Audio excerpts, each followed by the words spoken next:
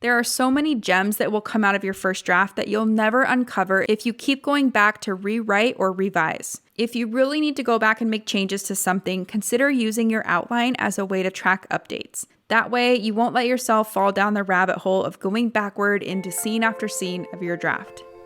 Welcome to the Fiction Writing Made Easy podcast. My name is Savannah Gilbo, and I'm here to help you write a story that works. I want to prove to you that writing a novel doesn't have to be overwhelming. So each week, I'll bring you a brand new episode with simple, actionable, and step-by-step strategies that you can implement in your writing right away. So whether you're brand new to writing or more of a seasoned author looking to improve your craft, this podcast is for you. So pick up a pen and let's get started.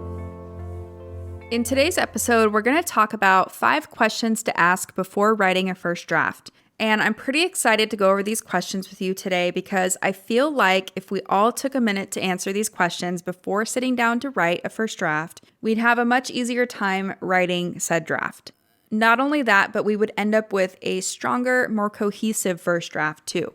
So if you've ever wondered how to start writing a book, or if you've ever wondered what kind of process I take my coaching clients through, then I think you're really going to love today's episode. Now, before we dive into the details, let's talk about the purpose of a first draft. The purpose of a first draft is to tell yourself the story. The purpose of a first draft is not to be perfect. In fact, even if you do all kinds of planning and outlining before writing a first draft, it's never going to be perfect. And trust me, I've seen this firsthand. I've seen people write incredible first drafts, but they're still not perfect. They still need some tweaks or rewriting or smoothing out. They still need a second draft. Now, with that being said, your draft doesn't have to totally suck either. By doing some of the important work or the heavy lifting up front, you can write a stronger, more efficient draft that feels more like a second or a third draft. But to do that, you need to know the answer to 5 really important questions, and we're going to go over those in a minute. One last thing I want to cover before we dive in is that stories are all about change. If you can write a story in which the protagonist faces and has to grapple with change on both an external and internal level, then you're more likely to write a story that works. And a story that works is one that's entertaining and one that impacts readers. And that's the goal, right? So let's dive into the 5 questions to ask before you write a first draft. These questions will help you start to see the arc of change both internally and externally, and start to determine how you'll be able to evoke emotional responses in your readers. Not only that, but by thinking of these 5 things up front, you're more likely to write a draft that feels cohesive instead of one that feels like a hot mess of random stuff happening. You may want to grab the freebie that goes along with this episode that has each of the questions we're about to go over and that has plenty of space for you to work through your answers too. You can get your hands on that at savannahgilbo.com/draft. Now let's dive into the 5 questions to ask before you write a first draft. Question number 1 is, who is this story about? So the very first thing you're going to want to determine is who is the protagonist of your story. So who is this story really about? You might immediately know the answer to this, but if not, that's okay too. If you don't know who your protagonist is yet, consider who has the most at stake or who has the most to lose or gain over the course of the story. You can also consider who has the most opportunity for change throughout the story too. It's important to know who the protagonist of your story is before you start writing because everything the reader experiences will be filtered through your protagonist. So first, figure out who your protagonist is and then consider what specific thing they want and why. So what's their overarching story goal and what's their motivation behind wanting to achieve or accomplish that goal? If you need help fleshing out your protagonist, go listen to episode number 7 of this podcast that's all about getting to know your characters. I will link to that episode in the show notes for you too. If you're not 100% sure of your answer yet, that's okay. I want you to move on to the next questions and then come back to this one before you start writing. The beauty of these 5 questions is that they can and should inform one another, so sometimes by answering one question, you'll uncover the answer to another question too. So anyway, that's question number 1, who is the story about or who is your protagonist? Question number 2 is, what is my story's genre? The next thing you'll want to consider is the main genre of your story. Your story's main genre can give you insight into all kinds of things like how your story should be structured, what your character wants and or needs, what the theme of your story might be, and more. It also tells you what kind of change readers will be tracking over the course of the story. So, for example, in a romance novel, readers will be tracking the main romantic relationship. It's a question of will they or won't they get together. In a horror novel, readers will be tracking the protagonist's survival as they come into contact with the monster or the antagonist. In a worldview story, readers will be waiting to see if the character's worldview changes or if they stay stuck in their old way of thinking. So you get the idea, right? One important thing to point out here is that I'm not talking about commercial genres or bookstore shelf labels. I'm talking about the content genre of your story. So if you're writing fantasy, I'm talking about what kind of fantasy you're writing. Are you writing a mystery set in a fantasy world, a fantasy romance, or something else? If you're not sure what I mean about content genre, or if you need help figuring out which genre best suits your idea, go listen to episode number 2 of this podcast where I walk you through some questions that will help you narrow in on your story's main genre.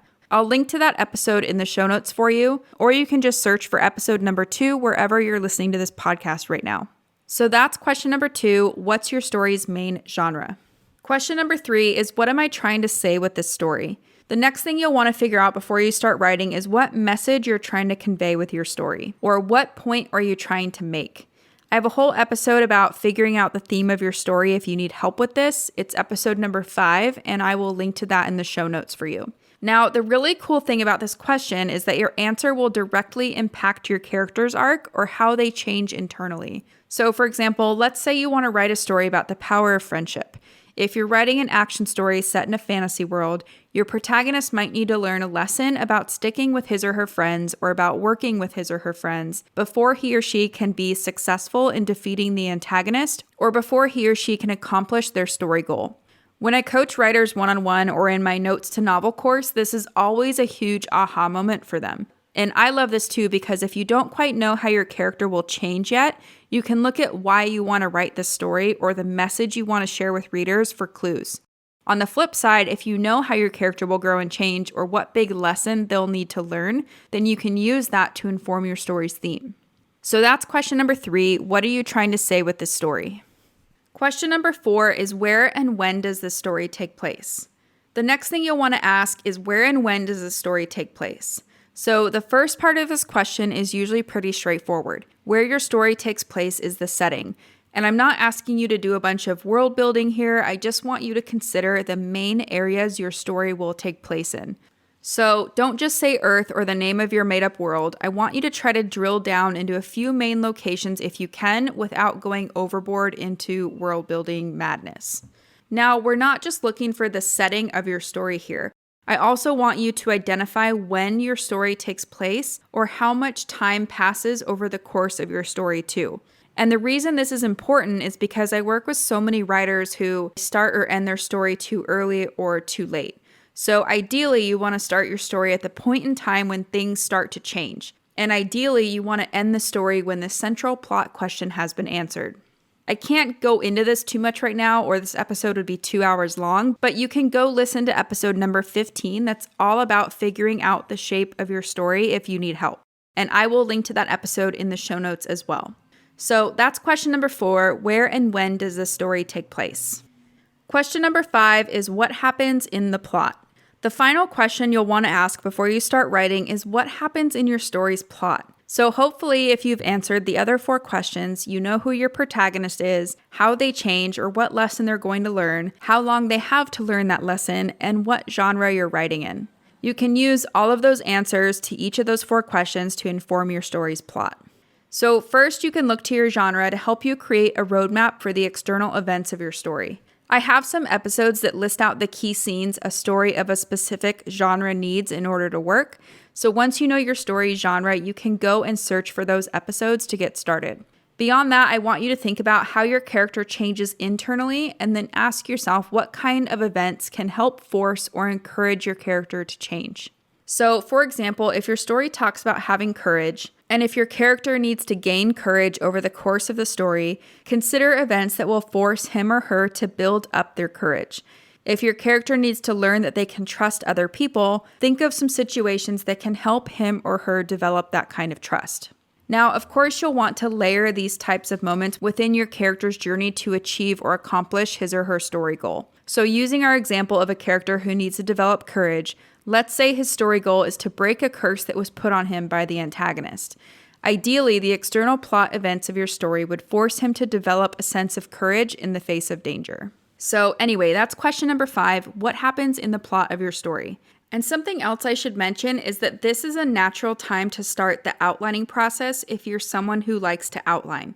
Either way, whether you like to plan out your story or whether you're more of a discovery writer, these 5 questions will help you write a much better, more cohesive first draft. Now let's do a quick recap of what we talked about before I let you go.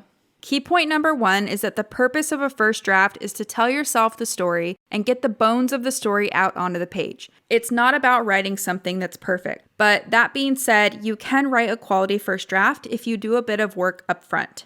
Key point number 2 is that stories are all about change. If you can write a story in which the protagonist faces and has to grapple with change on both an external and an internal level, then you're more likely to write a quality first draft.